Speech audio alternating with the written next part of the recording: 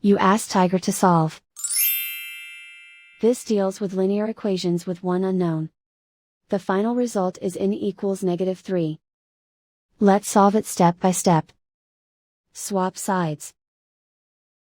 Group all constants on the right side of the equation. Subtract 16 from both sides.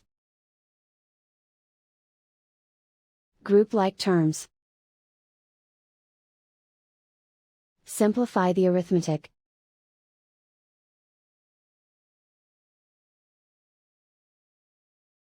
Isolate the n. Divide both sides by 8. Simplify the fraction. Find the greatest common factor of the numerator and denominator. Factor out and cancel the greatest common factor.